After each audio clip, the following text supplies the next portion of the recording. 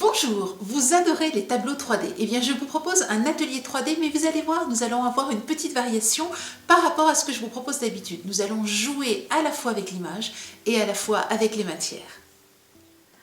Avant de commencer notre atelier, voici les créations que vous allez retrouver dans les tutoriels. Ici, une très jolie fleur jaune, une promenade à vélo,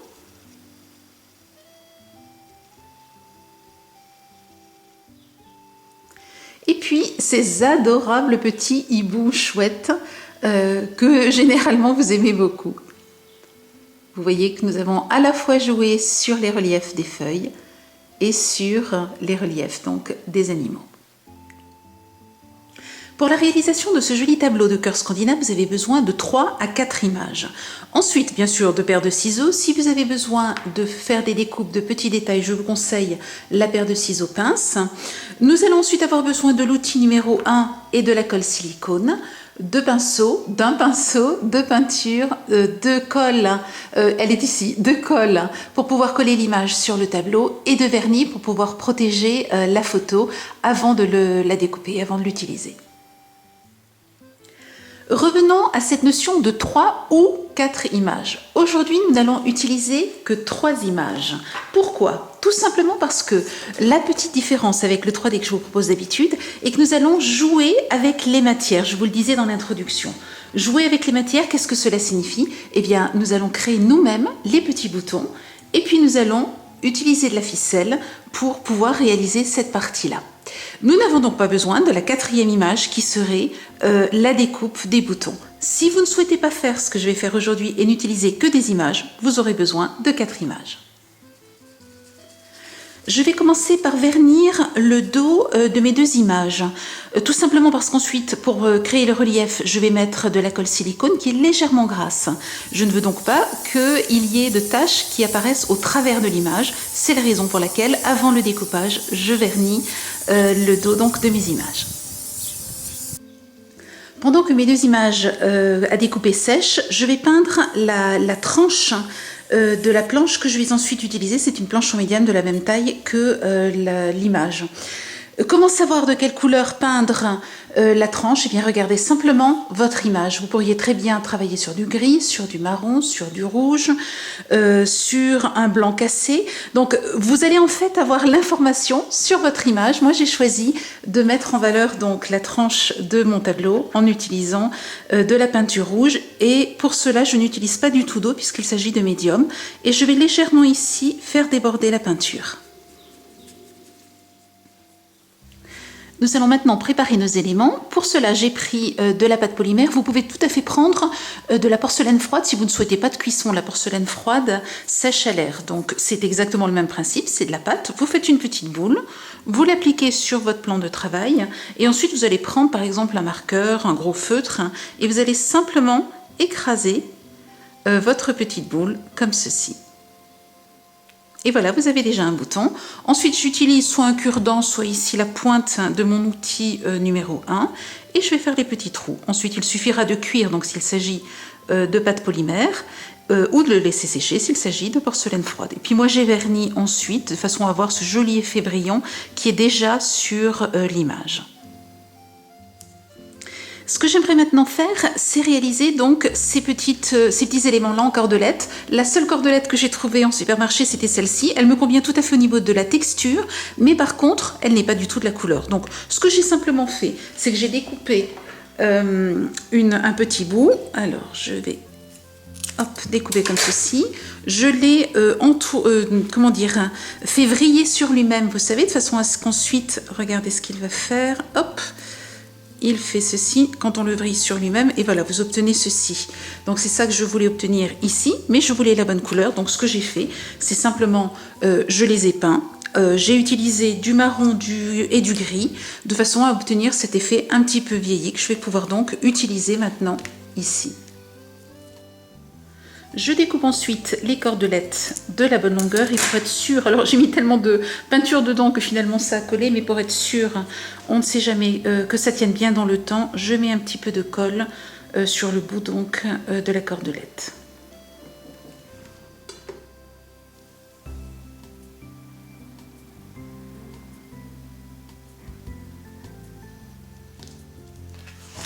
Une fois que le dos de mes images est sec, eh bien c'est tout simple, je découpe les cœurs. Donc je vais les découper en 2 fois puisque j'ai 2 images.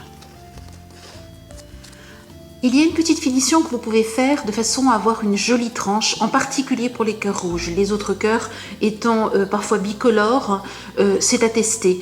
Ce que je vous conseille, c'est donc de colorer la tranche de façon à avoir un joli fini lorsque vous allez faire les collages. Donc vous voyez, on prend le feutre dans ce sens-là et pas dans celui-ci, parce que si vous glissez, vous allez tacher votre cœur donc sur sa surface. Par contre, si vous glissez là, ce sera au dos, ça n'est pas grave. Et donc, vous allez colorer la tranche, en particulier les cœurs rouges. Encollez ensuite votre image et collez-la sur le médium, donc sur la plaque de médium.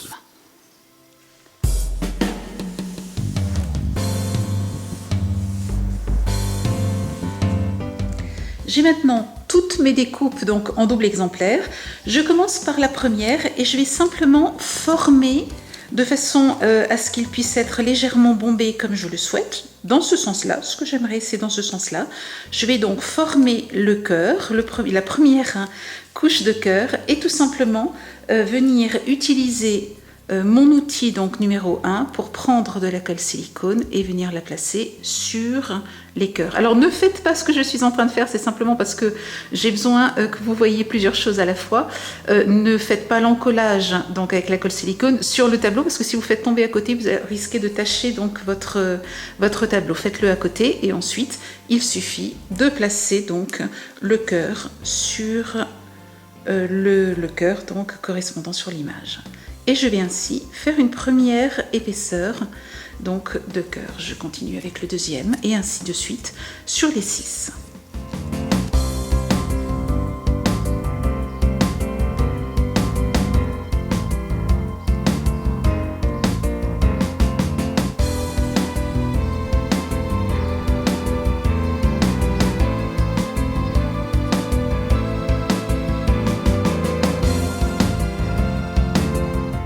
Je place toutes mes petites ficelles sur les cœurs, donc sur la première épaisseur de cœur. Et je ne sais pas si vous le voyez là, mais vous avez une autre ficelle. Je vais donc cette fois-ci utiliser, sur le tableau, elle est claire. Donc cette fois-ci, j'utilise ma ficelle telle qu'elle. Et je vais simplement rentrer le bout de mes ficelles à l'intérieur, dans l'ordre où je vais les coller. Et ensuite, je vais coller donc chaque ficelle sur chaque cœur. Si je regarde mon image, je vois que ma ficelle claire disparaît ici. Je vais donc simplement mettre un petit point de colle de ce côté-là et venir coller à la fois ma ficelle blanche et ma ficelle grise ici. Je vais maintenir quelques instants. Et je procède à l'étape suivante avec la deuxième ficelle. Petit point de colle à la deuxième ficelle. Je tends ma ficelle blanche et ma ficelle grise. Et je maintiens les deux ensemble. Et je passe à la troisième et je fais ainsi les 6 ficelles. En bout de tableau, ma ficelle disparaît ici. Je vais donc la faire disparaître ici et la coller aussi au dos du tableau.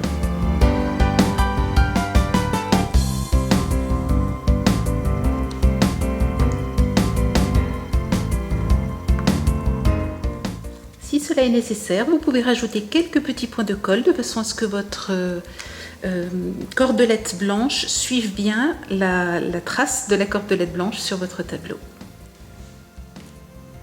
Il suffit maintenant de mettre un point de colle à l'arrivée de façon à ce que votre cordelette tienne aussi de ce côté-là, en respectant donc la forme que vous avez ici. Ici, j'ai mis 2 points de colle, donc un ici et un là. Si vous voyez que vous avez un petit peu écrasé votre cœur, ne vous inquiétez pas. Prenez-le, hop, soulevez-le et repositionnez-le. La colle n'étant pas encore sèche, vous allez tout à fait pouvoir modifier la forme du cœur. Je reforme et rebombe la deuxième épaisseur de cœur et je vais ensuite les coller tout comme la première, donc avec la colle silicone.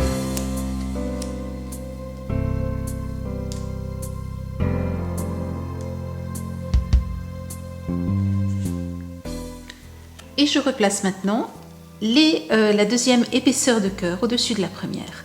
Et vous voyez qu'elle emprisonne la cordelette. Je donne la forme que je veux. Tant que la colle n'est pas sèche, vous voyez que je vais pouvoir travailler sur des biais, sur des reliefs tels que je les souhaite. Ce que je voudrais, c'est qu'il ne soit pas plat. En relief, oui, mais tantôt penché dans un sens, tantôt penché dans l'autre, tantôt vers l'avant, tantôt vers l'arrière.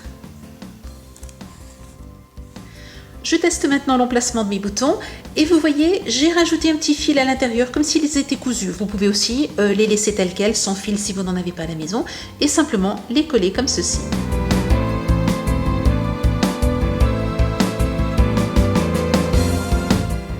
Pour cette étape, j'utilise là encore de la colle chaude, simplement parce que comme les cœurs sont bombés, je crains qu'en fait le poids des boutons ne les fasse glisser avec la colle, vous voyez, sur le côté, alors que là, le collage va être définitif et instantané.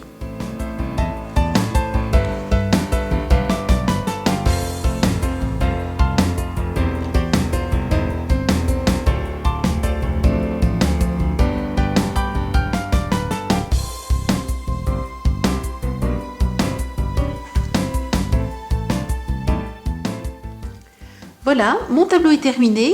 Vous voyez que cette fois-ci, je n'ai pas utilisé de vernis porcelaine, tout simplement parce que l'image est déjà très brillante et vous avez donc cet effet de vernis déjà sur le tableau.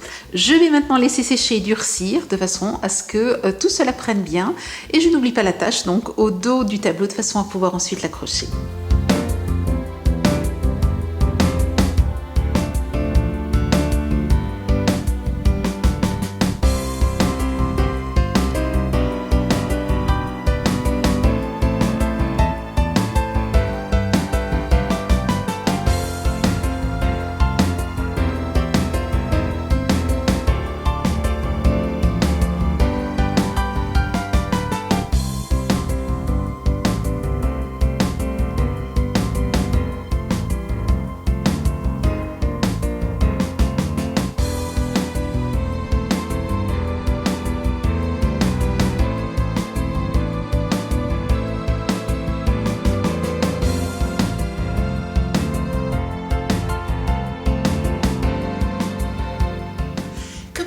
Dans notre boutique tous les produits que j'ai utilisés dans cet atelier et dans les tutoriels associés. Je vous souhaite une très belle semaine créative et je vous dis à la semaine prochaine. Au revoir.